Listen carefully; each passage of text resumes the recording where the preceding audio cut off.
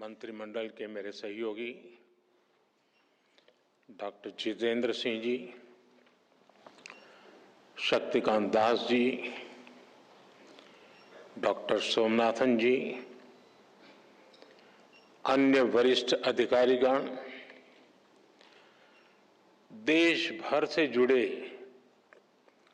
Civil services के सभी साथी, देवी और सज्जनों, आप सभी को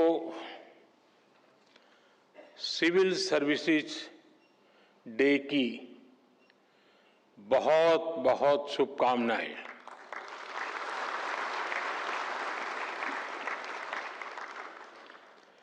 इस बार का सिविल सर्विस डे कई वजहों से बहुत विशेष है। इस साल हम अपने संविधान का 75वां वर्ष मना रहे हैं और ये सरदार वल्लभ भाई पटेल जी की 150वीं जयंती का भी साल है। 21 अप्रैल 1947 को सरदार वल्लभ भाई पटेल ने आप सभी को स्टील फ्रेम ऑफ इंडिया कहा था।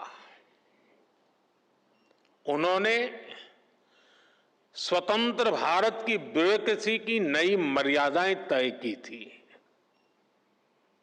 एक ऐसा सिविल सर्वेंट जो राष्ट्र की सेवा को अपना सर्वोत्तम कर्तव्य माने, जो लोकतांत्रिक तरीके से प्रशासन चलाए, जो ईमानदारी से, अनुशासन से, समर्पण से भरा हुआ हो, जो देश के लक्ष्यों के लिए दिन रात काम करे। आज जब हम विकसित भारत बनाने के संकल्प के साथ आगे बढ़ रहे हैं, तो सरदार वल्लभ भाई पटेल की ये बातें और ज्यादा प्रासंगिक हो जाती हैं। मैं आज सरदार साहब के विजन को नमन करता हूं और उनको भावभीनी श्रद्धांजलि भी देता हूं। साथियों, कुछ समय पहले मैंने लाल किले से कहा था कि आज के भारत को आने वाले 1000 साल की नींव को मजबूत करना है। एक हिसाब से देखें तो 1000 साल की सहस्त्राब्दी में पहले 25 साल बीत गए हैं।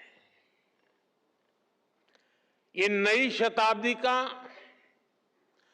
25वां साल है और नए मिलेनियम यानी नई सहस्त्राब्दी का भी 25वां साल है।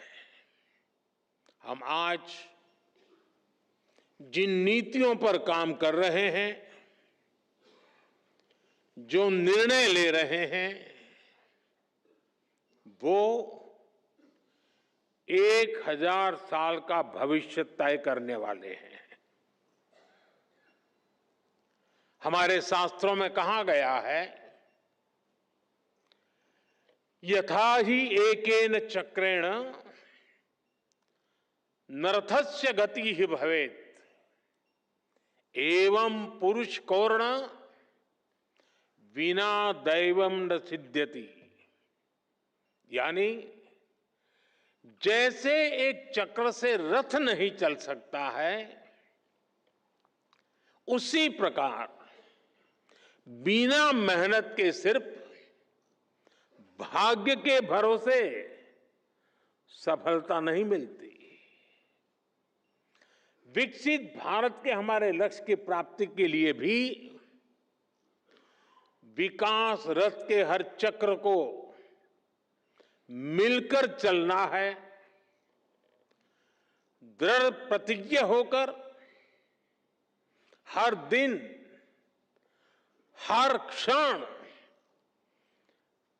इस लक्ष्य के लिए काम करना है, लक्ष्य को प्राप्त करने के लिए जीना है, जिंदगी खपानी है। साथियों, आज हम पूरी दुनिया को तेज गति से बदलते हुए देख रहे हैं।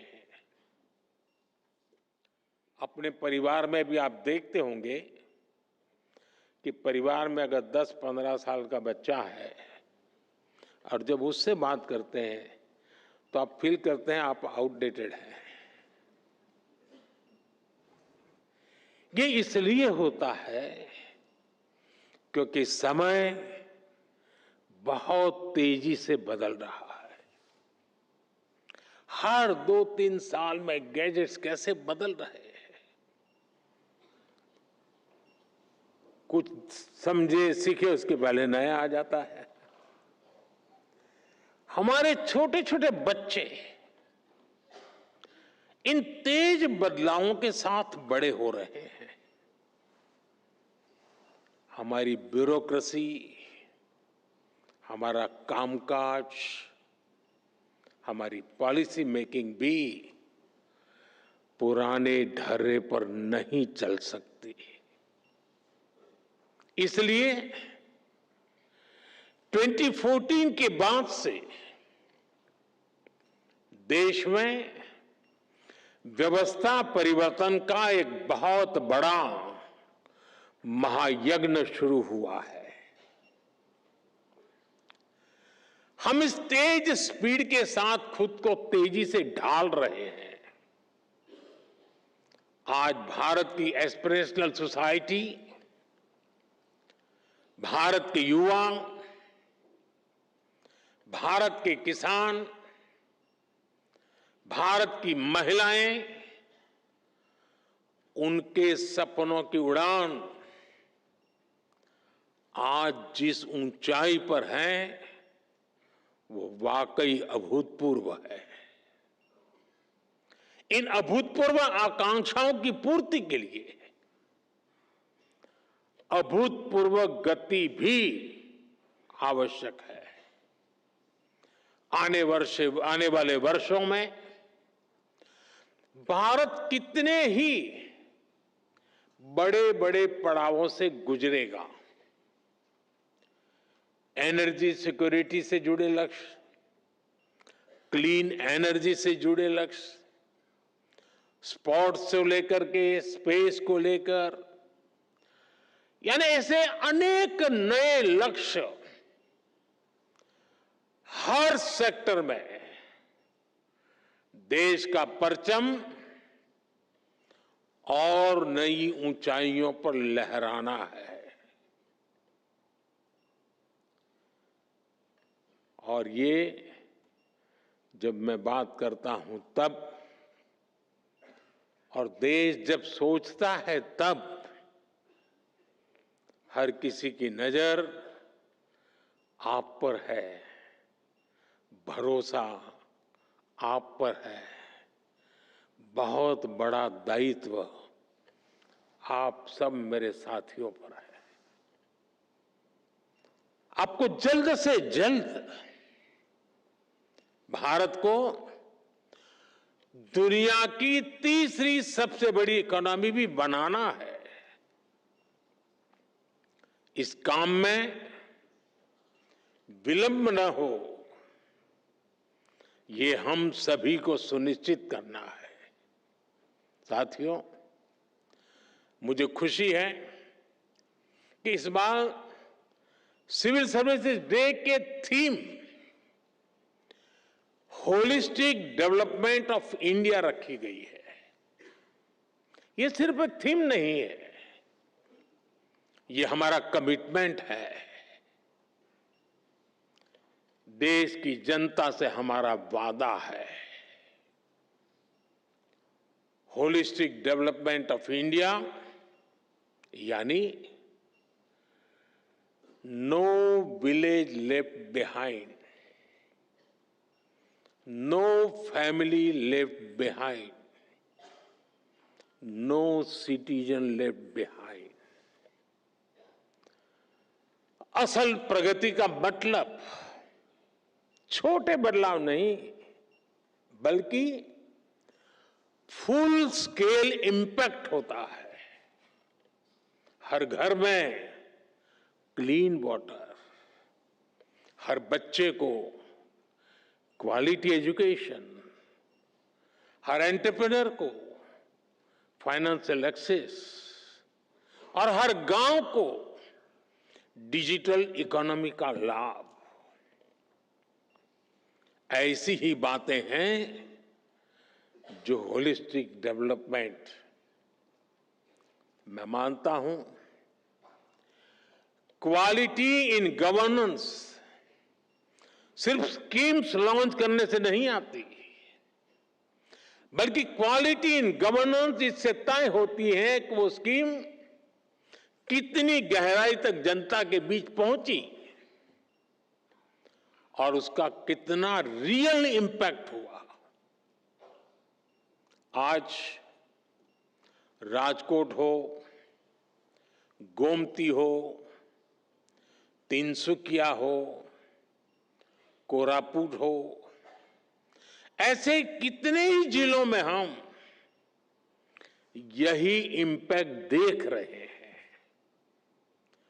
स्कूल में अटेंडेंस बढ़ाने से लेकर सोलर पावर तक अनेक जिलों ने बहुत अच्छा काम किया और जो तय किया वो पूरा करके दिखाया,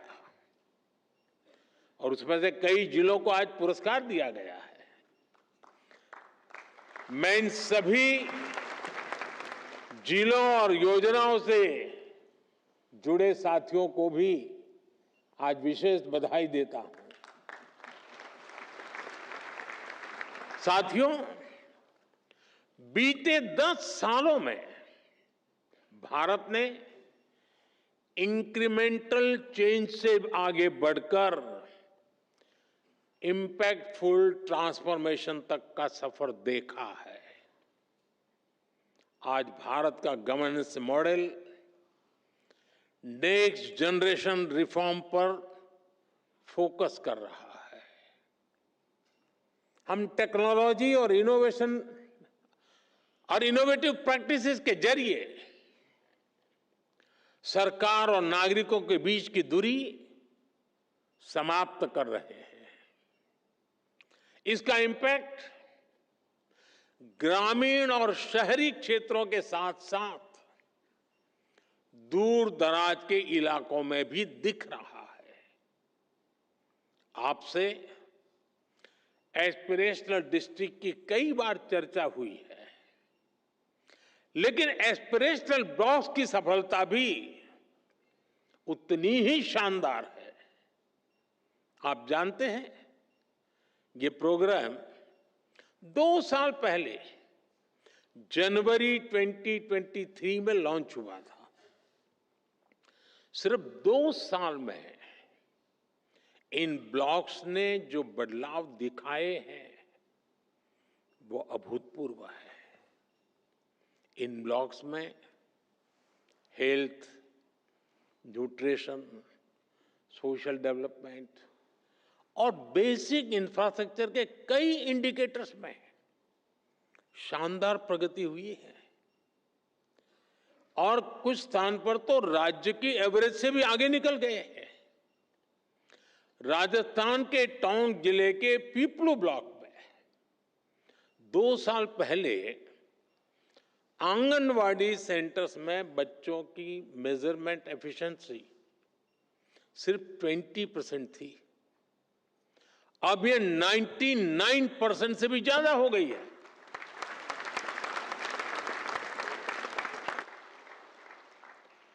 बिहार के भागलपुर में जगदीशपुर ब्लॉक है।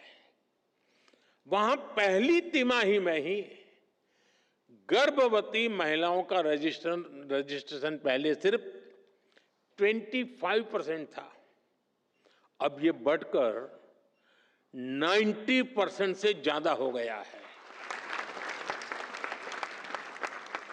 जम्मू कश्मीर के मारवाह ब्लॉक में इंस्टीट्यूशनल डिलीवरी की पहले 30% थी, जो बढ़कर के 100% हो चुकी हैं। झारखंड के गुरडी ब्लॉक में नल से जल का कनेक्शन 18% से बढ़कर के 100% हो गया है। ये सिर्फ आंकड़े नहीं है, ये लास्ट माइल डिलीवरी के हमारे संकल्प की सिद्धि को दिखाता है। ये दिखाते हैं कि सही इंटेंट, सही प्लानिंग और सही एग्जीक्यूशन से दूर दराज के हिस्सों में भी इच्छित परिवर्तन संभव है। साथियों, पिछले 10 सालों में भारत ने कई ट्रांसफॉर्मेटिव बदलाव करके दिखाए हैं, उपलब्धियों की नई ऊंचाई को छुआ है। भारत आज सिर्फ ग्रोथ की वजह से नहीं जाना जा रहा, बल्कि गवर्नेंस, ट्रांसपेरेंसी और इनोवेशन के बेंचमार्क्स आज भारत सेट कर रहा है। G20 प्रेसिडेंसी भी इसका एक उदाहरण है। 60 से ज्यादा शहरों में 200 से ज्यादा मीटिंग्स, इतना बड़ा और इंक्लूसिव फुटप्रिंट G20 के इतिहास में पहली बार हुआ।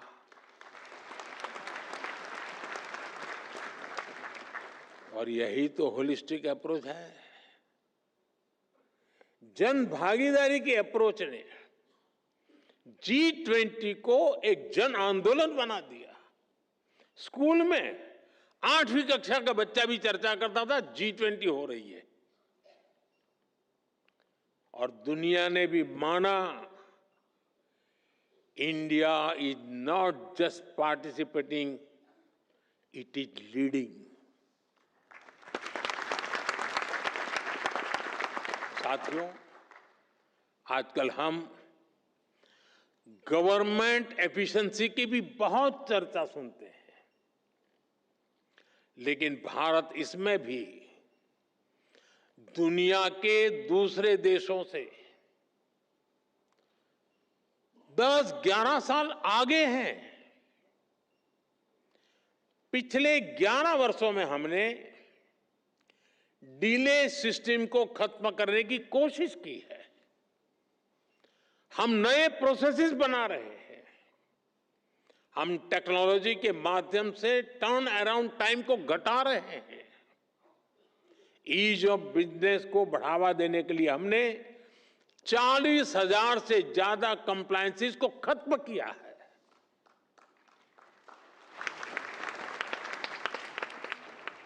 हमने 3400 से ज्यादा लीगल प्रोविजंस को भी डीक्रिमिनलाइज कर दिया है। मुझे याद है, जब हम कंप्लायंसेस का बर्डन कम करने के लिए काम कर रहे थे, जब व्यापार कारोबार के दौरान होने वाली कुछ गलतियों को डीक्रिमिनलाइज कर रहे थे, तो मेरे लिए आश्चर्य था, कुछ कोने में विरोध के स्वर भी उठा करते थे। कई लोग कहते थे, आज तक नहीं हुआ, आप क्यों कर रहे हैं, चलता है चलने दो, इससे आपको क्या फर्क पड़ता है, कंप्लायंस करने दीजिए, आप क्यों अपना काम खुद बढ़ा रहे हैं। चारों तरफ से चर्चाएं चलती थी, दबाव आते थे, लेकिन जिस लक्ष्य को प्राप्त करना था, उस लक्ष्य का दबाव इन दबावों से ज्यादा था।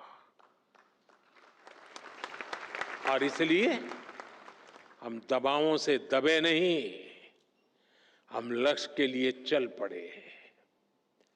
हम पुरानी लीक पकड़कर चलेंगे तो हमें नए परिणाम मिलना मुश्किल है। जब हम कुछ अलग करेंगे और तभी तो अलग परिणाम भी मिलेंगे।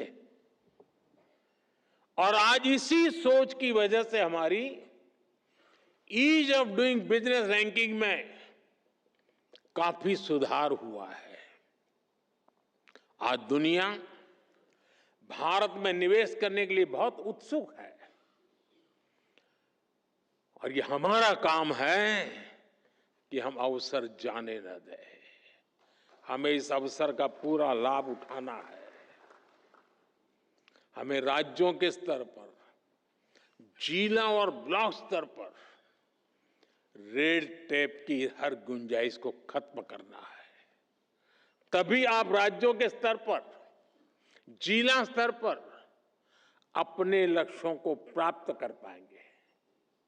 साथियों, पिछले 10-11 साल की देश की जो सफलताएं रही हैं, उन्होंने विकसित भारत की नींव को बहुत मजबूत किया है। आज देश इस मजबूत नींव पर विकसित भारत की भव्य इमारत का निर्माण शुरू कर रहा है। लेकिन निर्माण की इस प्रक्रिया में हमारे सामने चुनौतियां कम नहीं है। भारत अब दुनिया का सबसे अधिक जनसंख्या वाला देश बन चुका है। ऐसे में बेसिक सुविधाओं की सैचुरेशन हमारे लिए प्राथमिकता होनी चाहिए। आपको लास्ट माइल डिलीवरी पर हमेशा बहुत ज्यादा फोकस करते रहना है। समय के साथ देशवासियों की नीड्स और एस्पिरेशंस दोनों तेजी से बदल रही है। अब सिविल सर्विस को कंटेम्पररी चैलेंजेस के हिसाब से खुद को एडेप्ट करना होगा, तभी वो रिलेवेंट बनी रह सकती है। हमें खुद के लिए नई नई कसौटियां भी नित्य बनाते रहना होगा और हर कसौटी को पार करते रहना होगा। और सफलता की सबसे बड़ी कुंजी यही है कि खुद को चुनौती देते रहो। कल किया था वो संतोष के लिए नहीं था, कल जो पाया था वो चुनौती का कारण बनना चाहिए ताकि कल मैं उससे ज्यादा कर पाऊं। अब सिर्फ पिछली सरकारों से तुलना करके अपने काम, अपनी परफॉर्मेंस को हम तय नहीं कर सकते। मेरे पहले डिस्ट्रिक्ट में फलाने भाई थे, उन्होंने इतना किया, मैंने इतना कर दिया, जी नहीं। अब हमें अपनी कसौटी बनाना है 2047 के विकसित भारत के लक्ष्य से हम कितना दूर हैं, हम कहां तक पहुंचे हैं। वो हिसाब किताब का वक्त समाप्त हो चुका है। अब जहां है वहां से जहां जाना है वहां अभी कितनी दूरी बाकी है।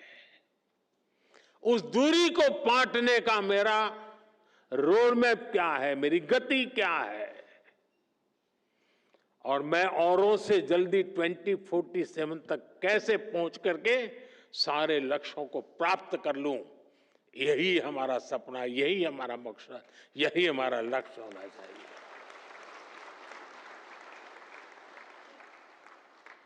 हमें हर सेक्टर में देखना होगा कि जो लक्ष्य हमने तय किए हैं, क्या उनको पाने के लिए हमारी वर्तमान स्पीड काफी है। अगर नहीं है तो हमें उसे बढ़ाना है। हमें याद रखना है, आज जो टेक्नोलॉजी हमारे पास है वो पहले नहीं थी। हमें टेक्नोलॉजी की ताकत के साथ आगे बढ़ना है। 10 साल में हमने 4 करोड़ गरीबों के लिए पक्के घर बनाए, लेकिन अभी 3 करोड़ नए घर बनाने का लक्ष्य हमारे सामने है। हमने 5-6 सालों में 12 करोड़ से ज्यादा ग्रामीण घरों को नल कनेक्शन से जोड़ा है। अब हमें जल्द से जल्द गांव के हर घर को नल कनेक्शन से जोड़ना है। 10 साल में हमने गरीबों के लिए 11 करोड़ से ज्यादा शौचालय बनाए। अब हमें वेस्ट मैनेजमेंट से जुड़े नए लक्ष्यों को जल्द से जल्द प्राप्त करना है। कोई सोच भी नहीं सकता था कि करोड़ों गरीबों को 5 लाख रुपए तक का मुफ्त इलाज मिलेगा। अब हमें देश की जनता में न्यूट्रिशन को लेकर नए संकल्पों को सिद्ध करना है। हमारा एक ही लक्ष्य होना चाहिए, 100% कवरेज, 100% इम्पैक्ट। इसी अप्रोच ने 10 साल में 25 करोड़ लोगों को गरीबी से बाहर निकाला है। यही अप्रोच भारत को गरीबी से पूरी तरह मुक्त करेगा।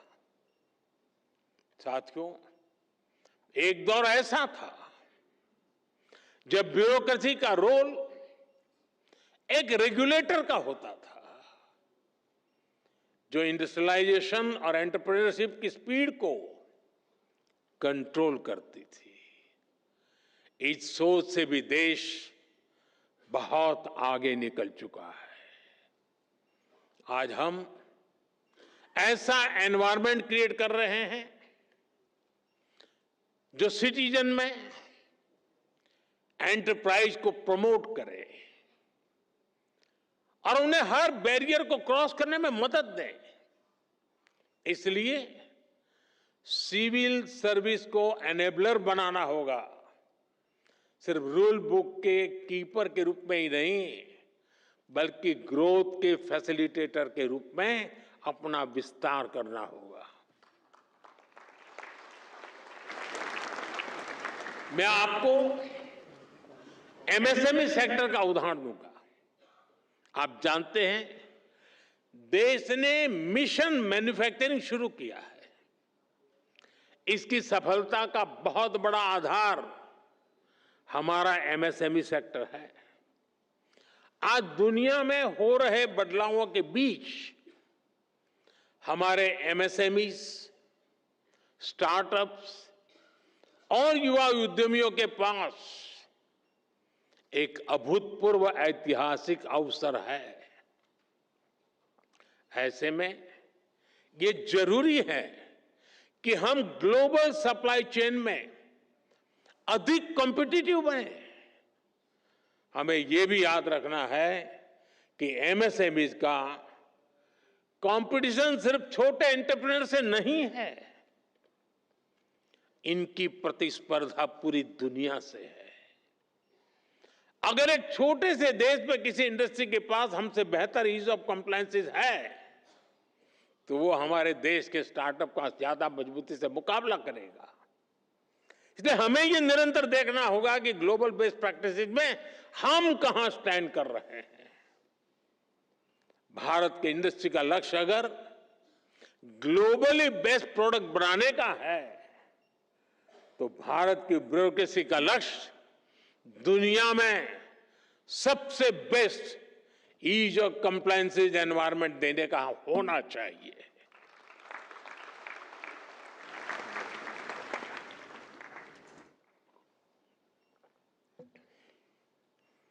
साथियों, आज की टैग ड्रिवन दुनिया में सिविल सर्वेंट्स, उसको ऐसी स्किल चाहिए जो न उन्हें सिर्फ टेक्नोलॉजी समझने में मदद करे, बल्कि उसे स्मार्ट और इंक्लूसिव गवर्नेंस के लिए इस्तेमाल भी कर सके। In the age of technology, governance is not about managing systems. It is about multiplying possibilities. हमें टैक्स से भी होना पड़ेगा ताकि हर पॉलिसी और स्कीम को टेक्नोलॉजी के जरिए ज्यादा एफिशिएंट और एक्सेसिबल बनाया जा सके। हमें डाटा ड्रिवन डिसीजन मेकिंग में एक्सपर्ट बनना होगा, जिससे पॉलिसी डिजाइनिंग और इंप्लीमेंटेशन से ज्यादा एक्यूरेट कर सके। आजकल आप देख रहे हैं कि आर्टिफिशियल इंटेलिजेंस और क्वांटम फिजिक्स कितनी तेजी से विकसित हो रही है। जल्दी ही टेक्नोलॉजी के यूज में एक नया रिवॉल्यूशन आएगा। ये उस डिजिटल और इंफॉर्मेशन एज से कहीं आगे होगा जिससे परिचित है, उससे भी आपको फ्यूचर की टेक्नोलॉजी रिवॉल्यूशन के लिए खुद को तैयार करना होगा। पूरी सिस्टम को तैयार करने की व्यवस्था भी विकसित करनी पड़ेगी ताकि हम नागरिकों को बेस्ट सर्विस भी दे पाएं और उनके एस्पिरेशंस को भी पूरा कर सके। हमें सिविल सर्वेंट्स की क्षमता को बढ़ाना होगा ताकि हम एक फ्यूचर रेडी सिविल सर्विस तैयार कर सके।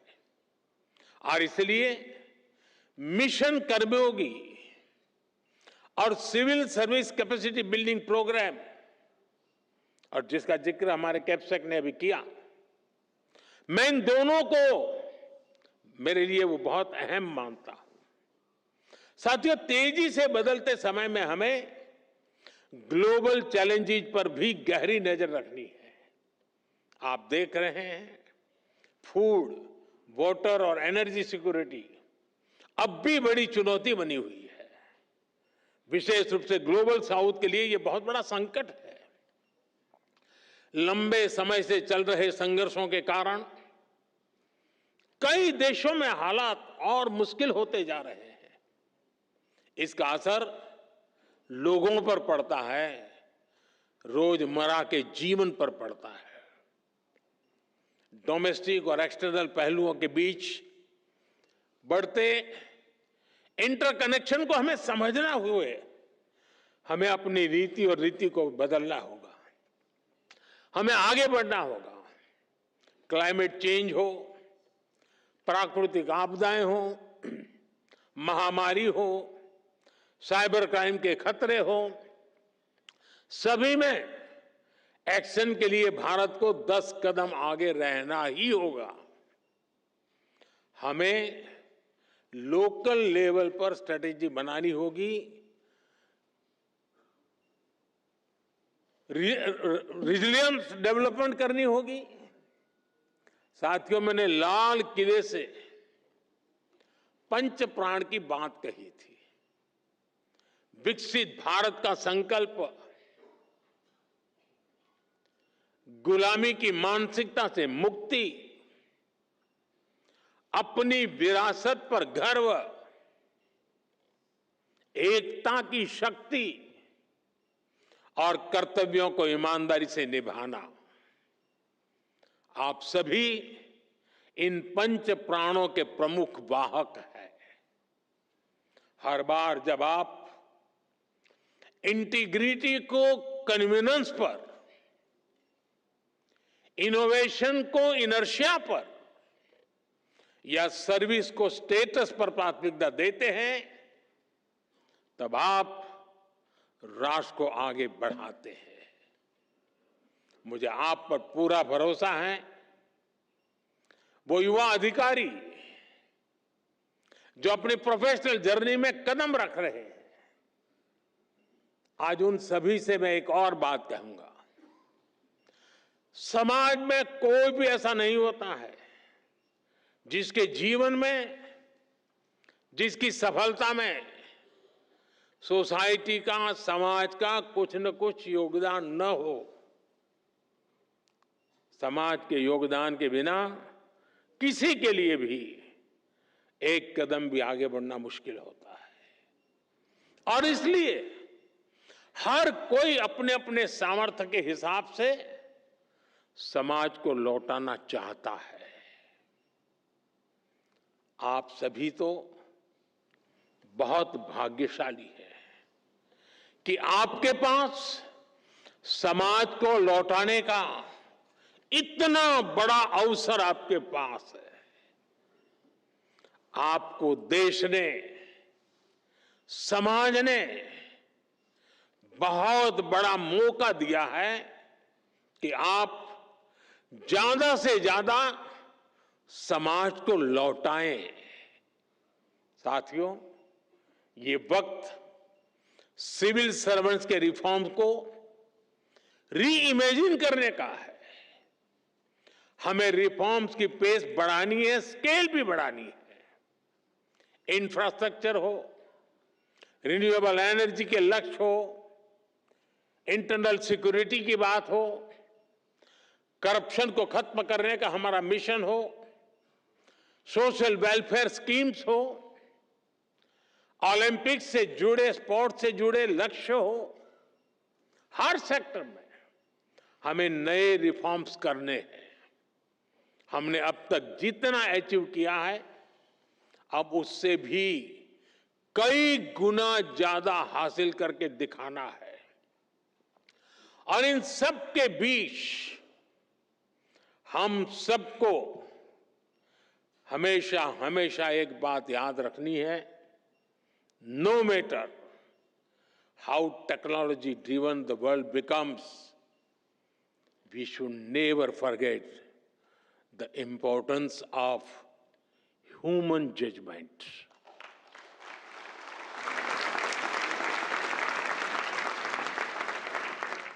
संवेदनशील रहिए,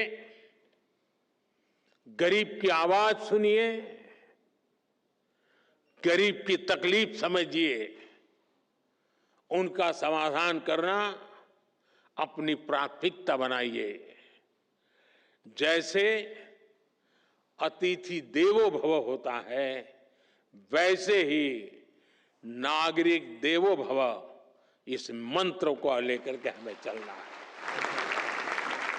आपको सिर्फ भारत के सिविल सर्वेंट्स के रूप में ही नहीं, विकसित भारत के शिल्पकार के रूप में अपने दायित्व के लिए तैयार करना है। वो एक वक्त था, आप सिविल सर्वेंट बने, सिविल सर्वेंट के रूप में आगे बढ़े और आज भी सिविल सर्वेंट के रूप में सेवा कर रहे हैं। लेकिन अब वक्त बदल चुका है साथियों। मैं जिस रूप में आने वाले भारत को देख रहा हूं, जिन सपनों को मैं हिंदुस्तान के 140 करोड़ देशवासियों की आंखों में देख रहा हूं, और इसलिए मैं अब कह रहा हूं कि आप सिर्फ सिविल सर्वेंट नहीं हैं, आप नए भारत के शिल्पकार हैं।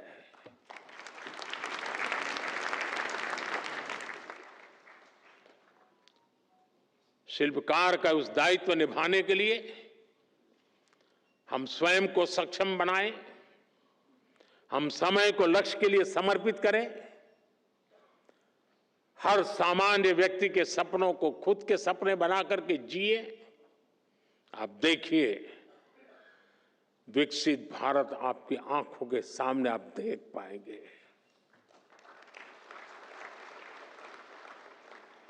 मैं आज लेक्चर कर रहा हूं, तब मेरी नजर एक छोटी सी गुड़िया पर गई, वहां बैठी है। हो सकता है वो 2047 में शायद यहां कहीं बैठी होगी। ये सपने हमारे होने चाहिए, विकसित भारत का यही हमारा लक्ष्य होना चाहिए। बहुत बहुत शुभकामनाएं, बहुत बहुत धन्यवाद।